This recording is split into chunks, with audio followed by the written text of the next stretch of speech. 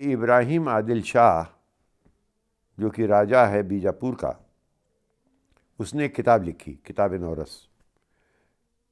उसका दीबाचा वो शुरू होती है सरस्वती वंदना से।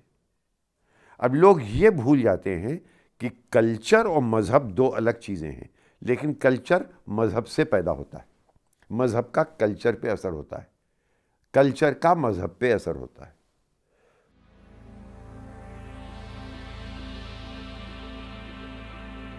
जिस तरफ भी चल पड़े हम आबला पायान शौक, खार से गुल और गुल से गुलसितां बनता गया।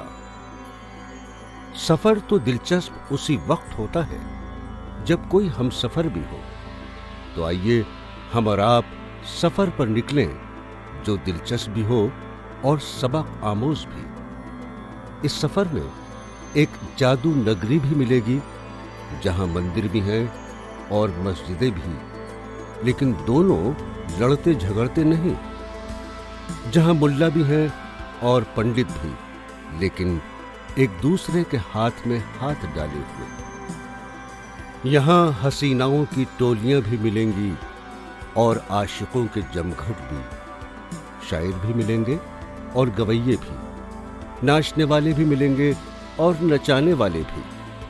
सफर है शर्त, मुसाफिर नवाज बोह तेरे, हजार हा शजरे सायादार राह में है।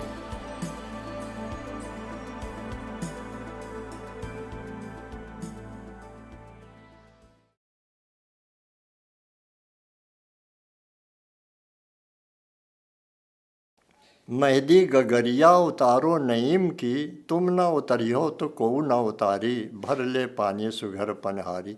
अब ये पानी सुघर पनहारी, ये सब भाई हमारे पुराने हिंदू तहजीब जो थी ब्रज की, उसी को यहाँ ले आए हमारे शाह नईमता अवध में लेके आए और उसको इस्तेमाल किया, अपने लिए उन्होंने इस्तेमाल किया। सुनी सजरिया हमार नबी जी, सुनी सजरिया हमार नबी जी, सुनी सजरिया हमार। आस है मोहे तिहार नबी जी, आस है मोहे तिहार नबी जी, सुनी सजरिया हमार नबी जी, सुनी सजरिया हमार नबी जी, सुनी सजरिया हमार। झांझर नैया बहे चौबैया, झांझर नैया बहे चौबैया, कौन लगावे पार नबी जी, कौन लगावे पार नबी जी, सुनी सजरिया हमार नबी जी, सुनी सजरिया हमार। बारूगी के दियाना भैले आमना के ललना, बारूगी के दियाना भैले आमना के ललना, बारूगी के दियाना। अर्श पे हाहाकार मचा है हूरे गाए मल्हार, अर्श पे हाहाकार मचा है हूरे गाए मल्हार। आज मोहम्मद पैदा भैले, आज मोहम्मद पैदा भैले, कह जिब्रील पुकार के हूरे नाचे छमा छम, हूरे नाचे छमा छम, हूरे नाचे छमा छम। आज अब्दुल्ला के आंगनवा हूरे नाचे छमा छम, आज अब्दुल्ला के आंगनवा बारूगी के दियाना भैले आमना के ललना, बारूगी के दियाना भैले आमना के ललना, बारूगी के दियाना। सब नबियन की टोली आई अब्दुल मुत्तलिब देख, सब नबियन की टोली आई अब्दुल मुत्तलिब देख। हवा बीबी लाई बधावा मरियम मांगे ने के हम लगई बे कजरा, हम लगई बे कजरा के हम लगई बे कजरा। को मारे नाही टुनवा हम लगई बे कजरा, को मारे नाही टुनवा बारो घी के दियाना। आदम से ईसा तक आए दिन बधाई सारे, आदम से ईसा तक आए दिन बधाई सारे। पढ़ते दुरूद फरिश्ते आए टिम टिम करते तारे। ओ माँ की गोदी ऐसी लागे, माँ की गोदी ऐसी लागे, माँ की गोदी ऐसी लागे जैसे मुंदरी माना गिनवा। माँ की गोदी ऐसी लागे जैसे मुंदरी माना गिनवा बारो घी के दिया। एक बिल्कुल ही टेढ़े मिजाज का अजब शायर यहाँ का रहने वाला तो बेचा वह है पटने का, लेकिन अपने आप को फिर लखनवी भी कहता है और फिर बाद में बेचारा परेशान होकर हैदराबाद भी चला जाता है। यास यगाना यहाँ कहने लगते हैं कि या तो वो खुदा पर यकीन ही नहीं रखते, या फिर कहते हैं कि कृष्ण का हूँ पुजारी अली का बंदा हूँ, कृष्ण का हूँ पुजारी अली का बंदा हूँ, यगाना शान खुदा देख कर रहा न गया। कृष्ण का हूँ पुजारी अली का बंदा हूँ, यगाना का शान खुदा देख कर रहा न गया। पुकारता रहा किस किस को डूबने वाला, पुकारता रहा किस किस को डूबने वाला। खुदा थे इतने मगर कोई आड़ आ न गया, खुदा थे इतने मगर कोई आड़ आ न गया। पया में ज़ेर लब ऐसा के कुछ सुना न गया, पया में ज़ेर लब ऐसा के कुछ सुना न गया। गफूर शौक़ ने अंगड़ाई ली रहा न गया, गफूर शौक़ ने अंगड़ाई ली रहा न गया। बुतों को देख के सबने खुदा को पहचाना, बुतों को देख के सबने खुदा को पहचाना। खुदा के घर तो कोई बंदे खुदा न गया, खुदा के घर तो कोई बंदे खुदा न गया। ये तो हम जानते हैं कि औरंगज़ेब का ज़माना छोड़ के किले के अंदर सारे त्यौहार मनाए जाते थे। होली, दिवाली, बसंत, ईद, बकरीद, मुहर्रम सब कुछ होता था। बहादुर शाह के ज़माने में शायद ज़्यादा होने लगा होगा, लेकिन बहादुर शाह के ज़माने में एक चीज़ और ज़्यादा आई है, वो है फूल वालों की सैर। जबकि फूल के पंखे का जुलूस निकलता था। ये चढ़ावा एक माना था उनके एक बेगम ने, मन्नत मानी थी, वो चढ़ावा लेके जाती थी। लेकिन ये बहुत मकबूल हो गया कि वो एक चलाते जाके ले जाते थे पंखा, और ले जाके जोग माया के मंदिर पर चढ़ाया जाता था। फिर बख्तियार काकी के मज़ार पर जाके फूल की चादर चढ़ाई जाती थी, और फिर कव्वाली और गाने वगैरह होते थे। तो ये फूल वालों की सैर एक सालाना एक उर्स की शक्ल में, या समझो कि फेस्टिवल की शक्ल ले ली इसने फूल वालों की सैर ने, जो मेरे ख़्याल से आज तक बाकी है।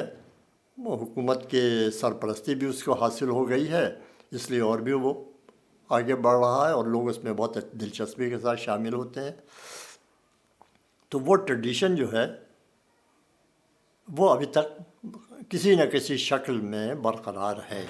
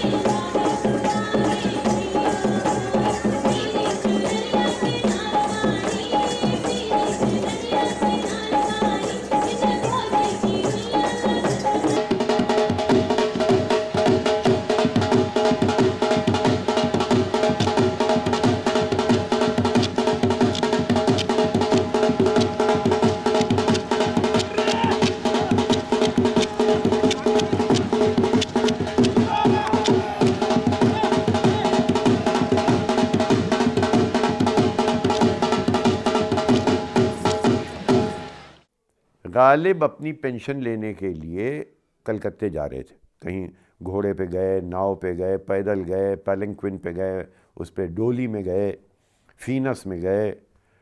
तो बार्ज पे गंगा पे जा रहे थे। बनारस बहुत अच्छा लगा। सबसे बड़ी नज़्म उसकी जो है चिराग दर मंदिर का दिया फ़ारसी में, वो बनारस के बारे में है। इबादत खाने नाकूसियानस्त हमा ना काबे हिंदुस्तानस्त। यहाँ के लोग शंख से खूबसूरत आवाज़ पैदा करते हैं। गंगा उस खूबसूरत औरत की तरह है जो कि गंगा के आईने में अपनी शक्ल सुबह शाम रात देखती है। ये सचमुच हिंदुस्तान का काबा है।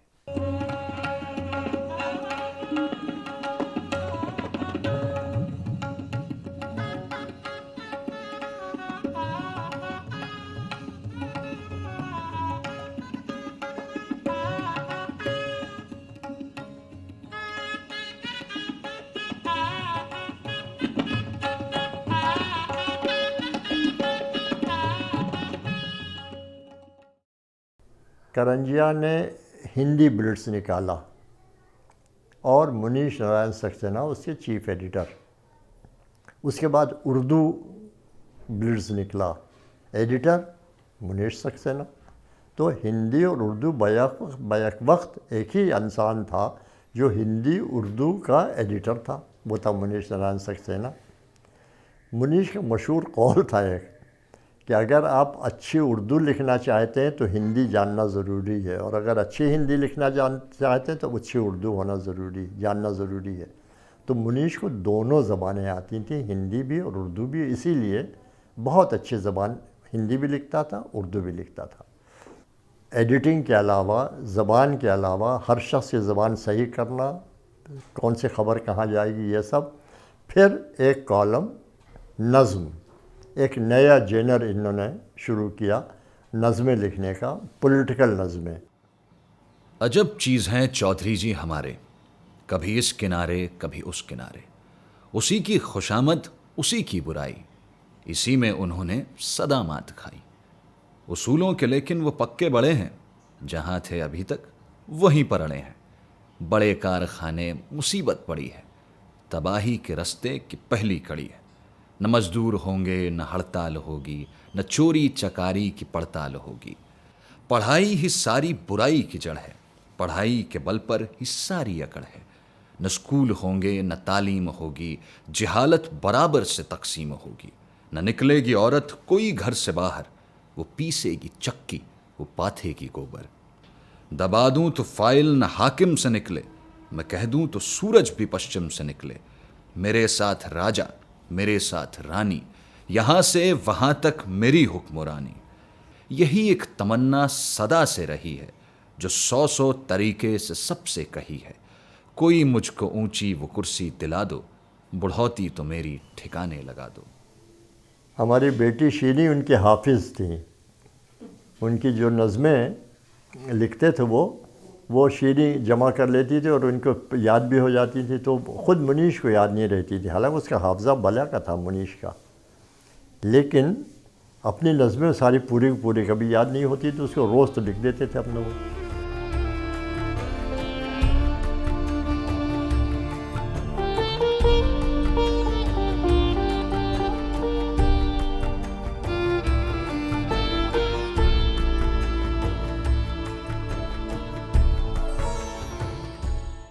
तो जब कोई नज़म नहीं मिलती थी तो आते थे शीरी के पास।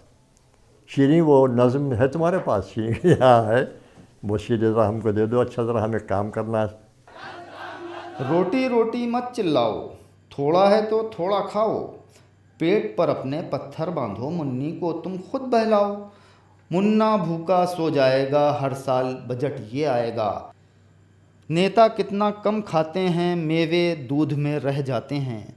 तुम भी ऐसी आदत डालो, ये गुर की बात बताते हैं। जीवन सावन बन जाएगा, हर साल बजट ये आएगा। अपना तो है काम पुराना, जैसे भी हो माल जुटाना। सबके दुख को कब तक देखें, हमको है सरकार चलाना।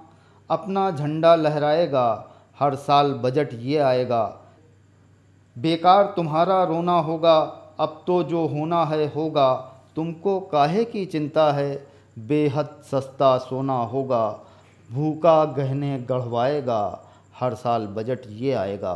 तुमको आदत पड़ जाएगी, जब कुछ अनुभव हो जाएगा। हर साल बजट ये आएगा। मॉस्को में इनको हार्ट के प्रॉब्लम शुरू हुई मुनीश को। बहुत तन्हाई का एहसास। एक ख़त मुझे ख़त वहाँ से उर्दू में उन्होंने बहुत लिखे मुनीश ने, और बहुत लंबे लंबे ख़त। और लंबे ख़त के लिए फिर जवाज़ ये पेश किया इसका कि भाई तुम इस ख़त को पढ़ते पढ़ते थक जाओगे, लेकिन बात यह है कि पिछले 20 दिन से अपनी ज़बान में किसी से बोलचाल नहीं, बातचीत नहीं हो सकी, तो मैं तंग आ गया हूँ, इसलिए लंबा लंबा ख़त अपनी ज़बान में तुमको लिख रहा हूँ। तन्हाई का एहसास बेइंतहा। तो मैंने लिखा, मुनीश तुम अब उर्दू में शायरी शुरू कर दो।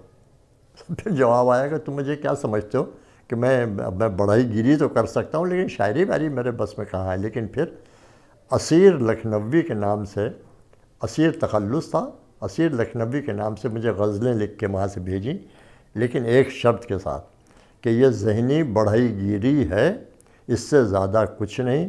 फ़लाने फ़लाने साहब को ख़बरदार ये गज़ल मत सुनाना, वरना वो कहेंगे, उन एतराज़ शुरू कर देंगे। खैर हमने किसी को नहीं सुनाई, लेकिन उनको छापा भी नहीं हमने, लेकिन अब मज़मून हमने लिख दिया तो शायद छप भी जाएगा। मुनीश की रूह पता नहीं खुश होगी कि ना खुश होगी, लेकिन वो छप जाएंगे ज़रूर। तो वहाँ से ख़त लिखते रहे। अपने 60 के मौके पर, यानी 60वीं सालगिरह पर मॉस्को से एक गज़ल लिख कर भेजी, लेकिन साथ ये हिदायत दी कि ये महज एक ज़ाती तफरीह, बल्कि कहना चाहिए चकल्लस, जिसमें चंद करीबी और बेतकल्लुफ़ दोस्तों ही को शरीक कर सकता हूँ। इसे आम तशहीर का मौज़ू नहीं बना सकता, ना ही कोई करतब दिखाने की बात है। शेर ये थे कि असीर लखनवी के नाम से एक उम्र का हासिल ये तन्हाई, आज हमारा कोई नहीं। जीने के बहाने कितने थे, मरने का सहारा कोई नहीं। एक उम्र का हासिल तन्हाई है आज हमारा कोई नहीं। एक उम्र का हासिल तन्हाई है आज हमारा कोई नहीं। जीने के बहाने कितने थे, मरने का सहारा कोई नहीं। एक उम्र का हासिल तन्हाई। कुछ दिल की बहर में सकता है, कुछ लय भी सुर से गिरती है। बातें ना बनाओ साफ कहो, इस दर्द का चारा कोई नहीं। एक उम्र का हासिल तन्हाई है आज हमारा कोई नहीं। सच है कि मुसीबत पड़ने पर साया भी जुदा हो जाता है। जैसा कि किया तुमने लेकिन करता है किनारा कोई नहीं। एक उम्र का हासिल तन्हाई। साकी भी करम पर माइल है और खुम भी लबालब रखे हैं। मैं ख्वार भी है मैं खाने में, पर प्यास का मारा कोई नहीं। एक उम्र का हासिल तन्हाई। तुम आन ना अपनी छोड़ोगे, हम उफ भी करें गर तो कहना। किस काम की बाजी ऐसी है, जिसमें जीता हारा कोई नहीं। एक उम्र का हासिल तन्हाई। एक जुमला जो मुझे बड़ा पसंद है वो ये है कि आई एम मल्टीपली सिंगुलर या आई एम सिंगुलरली मल्टीपल। तो आप ये नहीं कह सकते कि साहब ये जो है मतलब उस हिसाब से अगर हम देख के चलते हैं तो ये बाबा बुल्ले शाह की शायरी ख़ास तौर पे बहुत ही मौजू है। किस तरह से मौजू है मैं आपको एक एग्जांपल देता हूँ। ये मेरी ट्रांसलेशन है, शुभा जी ने गाया है इसको अपनी एल्बम की जो आई थी अली मोरे अंगना, और बाद में ये मीरा नायर की फिल्म जो थी कामा सूत्रा, उसमें भी इसको इस्तेमाल किया गया है। तो बाबा बुल्ले शाह ये कहते हैं कि साहब एक टोना अचरज गाऊं जी, मैं रूठा पियो मनाऊं जी। कि रूठे हुए लोगों को सिर्फ रैशनल तरीके से नहीं मनाया जाता है, जादू टोने से भी मनाया जाता है। एक टोना अचरज गाऊं जी, मैं रूठा पियो मनाऊं जी, ये टोना जो पढ़ पढ़ फूंकूं सूरज अगन जगाऊं जी। अब ये बड़ी दिलचस्प बात है कि सूफियों का जो टर्को पर्शियन हमारा जो हवाला है, उस हवाले में जो टर्की और पर्शिया से आए लोग जो शायरी आई ख़ास तौर पे, उसके अंदर जो जजमेंट क़यामत का दिन है उसका हवाला बहुत आता है। मसलन शेख फरीदुद्दीन अत्तार, वो उनकी शायरी इस तरह से होगी, वो भी मैंने ट्रांसलेट किया है। वो है कि प्यालो प्रेम को उलट गयो, कुल दुनिया अग न जरे। कि प्रेम का प्याला उलट गया है और सारी दुनिया में जैसा लगता है कि आग लग गई। बिन खंबा के दिखे अचंबा, और इस जो मतलब तमाम जो धरती है इसको वो ऐसे कहते हैं, बिन खंबा के दिखे अचंबा टूटे गिरे गिरे। वो धरती जो टूट रही है क्योंकि इश्क का जो प्याला है वो उलट गया है। लेकिन हिंदुस्तान के जो सूफी हैं उन्होंने उलट कर दिया इसको। कैसे? एक टूणा अचरज गाऊं जी, मैं रूठा पीऊ मनाऊं जी। ये टूणा जो पढ़ पढ़ फूंकूं, सूरज अग्न जगाऊं जी। आप उसका मतलब हौसला देखिए कि अब सूरज में क्या अग्नि आप जला सकते हैं? अखियन काजल कारे बादल, भवों से आंधी लाऊं जी। सात समंदर दिल के अंदर, वहीं से लहर उठाऊं जी। बिजली होकर चमक डराऊं, बादल हो गिर जाऊं जी। इश्क अंगीठी हरमल तारे, चांद से कफन बनाऊं जी। ला मकान की पटरी ऊपर बहकर नाद बजाऊं जी। अब जो चीज ये जोड़ने की है, अगर आप देखेंगे एक एक चीज करके जोड़ी जा रही है कि तमाम जो मतलब जैसे यूनिवर्स का जो तसव्वुर है उसको एक एक करके फिर से जोड़ा जा रहा है। ये बहुत बड़ा चेंज है शेख फरीदुद्दीन अत्तार की शायरी से, जो कि क़यामत के रोज़ में जो है कि अगर इश्क टूट गया तो क़यामत आ जाएगी। वो कह रहा है कि इश्क अगर टूटा है तो हम जोड़ेंगे। बाबा बुल्ले शाह यही कह रहा है। उस हिसाब से इसका आज की तारीख़ में इसका जो हमारे लिए आप ये कह लीजिए कि एक संदेश, इसका हमारे लिए जो इम्पोर्टेंस है, इसका जो हमारे यहाँ जैसे आप कह लें कि हमारी इसकी जो ज़रूरत है वो तो गज़ब है बहुत। बाबा बुल्ले शाह इस हिसाब से तो गज़ब है। यानी उस ज़माने में और भी शायर हुए, सुल्तान बाहू, इनके जो कंटेम्प्रेरीज हैं, या हीर रांझा, हमारे यहाँ जो लव लेजेंड्स लिखे गए हैं, वारिस शाह, उनसे पहले शाह हुसैन हुए, और उनसे पहले तो ऑफ कोर्स हमारे जैसे जिन्हें हम कहते हैं कि ये आदि गुरु हैं, मतलब अगर हम हिंदी में कहें तो आदि गुरु हैं बाबा फरीद। बाबा फरीद तो मौलाना रूमी से भी 27 साल पहले उनका जन्म है। तो शायरी के हिसाब से अगर देखा जाए तो मौलाना रूमी से भी 27 साल पहले हैं। तो शायरों में सबसे पहले मैं मानूंगा कि बाबा फरीद हैं।